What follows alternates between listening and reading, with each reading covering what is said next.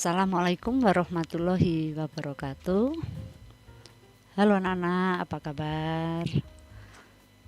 Semoga kalian semua sehat ya.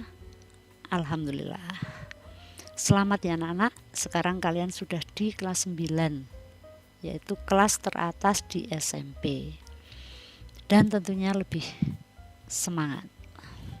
Walaupun saat ini anak-anak masih harus belajar di rumah, tetapi harus tetap semangat ya.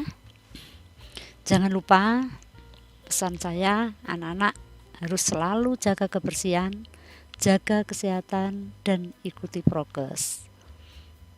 Kemudian sementara jangan pergi-pergi dulu kalau sekiranya tidak ada kepentingan yang sangat mendesak, supaya anak-anak selalu sehat. Amin.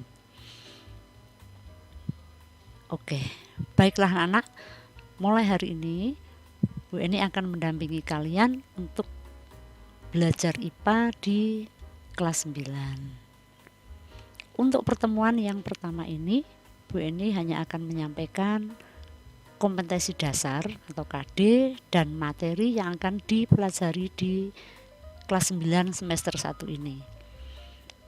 Untuk kelas 9 di semester 1 itu ada 5 materi atau 5 KD yang harus kalian kuasai, harus kalian pahami. Berikut adalah kompetensi dasar dan materi semester 1 kelas 9. Anak-anak bisa membaca sendiri tabelnya. Ini saya buatkan tabel kompetensi dasar dan materi semester 1 kelas 9. Ini ada nomor kompetensi dasar dan materi. Kenapa ini ada angka 3, ada angka 4? Setiap materi ada angka 3, ada angka 4. Angka 3 itu menunjukkan pengetahuannya, angka 4 adalah menunjukkan keterampilannya. Nah, anak-anak, berikut yang harus kalian wajib dipelajari. 3.1 pengetahuannya adalah menghubungkan sistem reproduksi pada manusia dan gangguan pada sistem reproduksi dengan penerapan pola hidup yang menunjang kesehatan reproduksi. Keterampilannya 4.1 menyajikan hasil penelusuran informasi dari berbagai sumber terkait kesehatan dan upaya pencegahan gangguan pada organ reproduksi. Ini materinya adalah sistem reproduksi pada manusia. Kemudian yang kedua, 3.2 pengetahuannya ya, yaitu menganalisis sistem perkembangbiakan pada tumbuhan dan hewan serta penerapan teknologi pada sistem reproduksi tumbuhan dan hewan. Keterampilannya menyajikan karya hasil perkembangbiakan pada tumbuhan. Nah, ini materinya adalah sistem reproduksi pada tumbuhan dan hewan. Dan yang ketiga, pengetahuannya 3.3 menerapkan konsep pewarisan sifat dalam pemuliaan dan kelangsungan makhluk hidup. Keterampilannya 4.3 menyajikan hasil penelusuran informasi dari berbagai sumber terkait tentang tanaman dan hewan hasil pemuliaan. Materinya adalah pewarisan sifat. Kemudian yang keempat, 3.4 pengetahuannya menjelaskan konsep listrik, statis dan gejalanya dalam kehidupan sehari-hari, termasuk kelistrikan pada sistem saraf dan hewan yang mengandung listrik. Keterampilannya menyajikan hasil pengamatan tentang gejala listrik statis dalam kehidupan sehari-hari. Materinya tentang listrik statis. Kemudian yang terakhir, yang kelima adalah pengetahuannya 3.5 menerapkan konsep rangkaian listrik, energi dan daya listrik, sumber energi listrik termasuk sumber energi alternatif serta berbagai upaya menghemat energi listrik. Keterampilannya 4.4 menyajikan hasil rancangan dan pengukuran berbagai rangkaian listrik. Materinya listrik dinamis. Itulah anak-anak kompetensi dasar dan materi yang akan kalian pelajari di semester 1.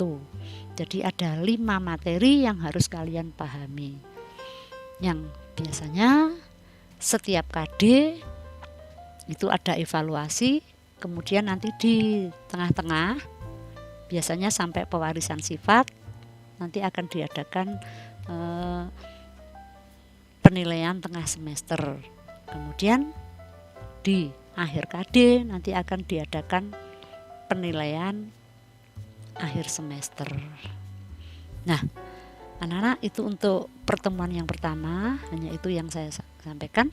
Kemudian untuk bab yang pertama, yaitu sistem reproduksi, akan kita pelajari pada pertemuan yang akan datang. Namun, sebelum kalian mempelajari materi sistem reproduksi pada manusia, anak-anak, saya mohon jangan berpikir yang aneh-aneh ya. Karena mempelajari sistem reproduksi pada manusia memang sudah saatnya kalian pelajari. Jadi untuk tingkat umur SMP seperti anak-anak itu sudah waktunya untuk mempelajari sistem reproduksi pada manusia.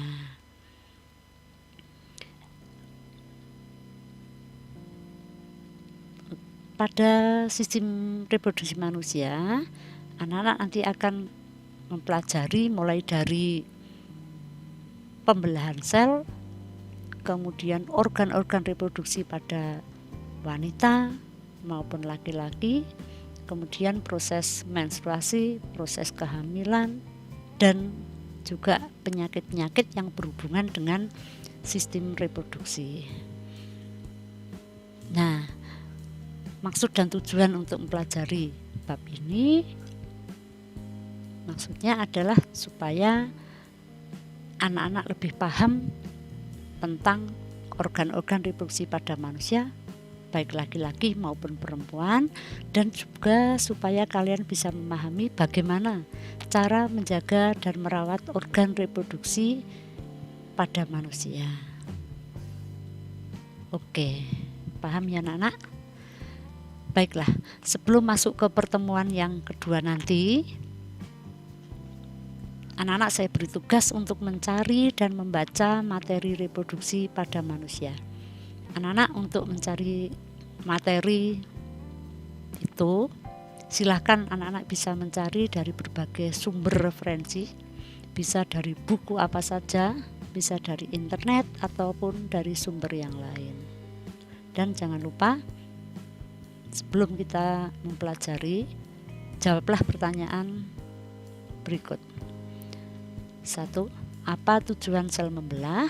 Kemudian yang kedua, jelaskan perbedaan pembelahan mitosis dan meiosis.